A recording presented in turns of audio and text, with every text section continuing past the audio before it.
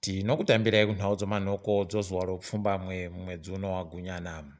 Tatambira masoko nyahwa yawaGeorge Bezos wapfa nyasi munzvimbo yeSouth Africa. Wanga wano makore 20 Tinoti waBezos wazorore murugare. Munhau dzanyasi kwai homwe yanoreka yati iri kufaraba nokugadzisiwa kuri kuita masabhuku nomadzimambo mudunhu redu romutoko. Watiwo zviri kuitiwa mazuva ano zviri kufadza wari kumatenga. Ndosaka mvura isi kunaya, nyika yedu iri kusunza makore apfuura yamu. Mari yakareketiwa nawamuturi Mhanduwe kuti kwai yagopowa vanhu munyika kuti vayamurike panyaya yedzihwamupengo yatibaya yasvika kuvazhinji vari kwamutoko. Izvi tazviona vanhu vatareketa navo, vamwe vangu vari kutoziva bano zvemunyaya yemari iyi kuti iripo. Tinoimba kuti hurumende vachazogona kujekesa kuti zviri zvakatekaira sei ipapo. Bazi rinotekaedza sarudzo munyika roZimbabwe Electoral Commission rati iro richaita sarudzo dzose dzevanhu vari kubisiwa mudare reparamende musi wa5 womwedzi waZvita uri bekudarika. Izvi kwai vari kuzviita vachigoda mari inosvika mamiriyoni ekuAmerica 10 kutekaedza basa rii.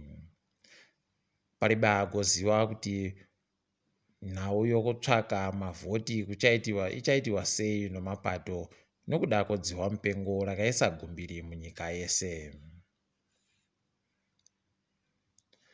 Tichindoripa zekipo yaburitsa iyo kuti vanhu vese munyika vakukwanisa kutsvaka nokuringa mazita avo padandemutande. Izvi kwai zviri kuitika paadhiresi inoti bvrinspection@zec.org.zw.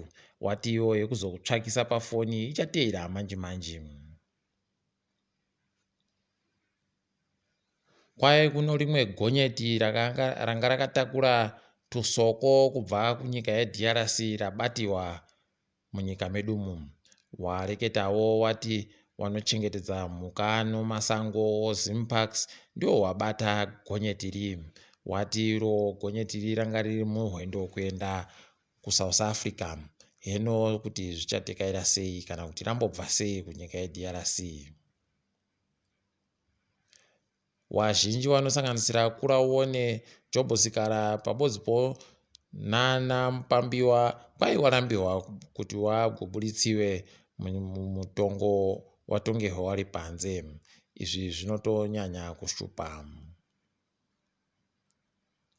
Bato riri kutonga muSouth Africa reANC riri kufuridza haro mhepo inochando kunhau yokutambudzika kuri kuitika muZimbabwe.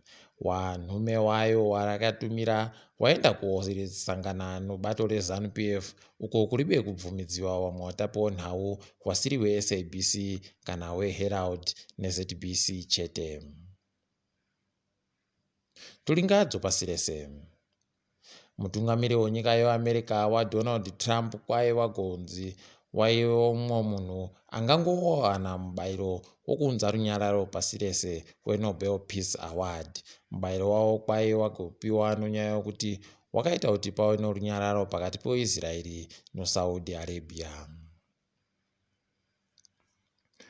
Vamwe vanoita zvokupamba zvinhu munyanza wokuSomalia 5 kwai vari kutanga kutongiwa munyika yeSeychelles muzuva ramangwana.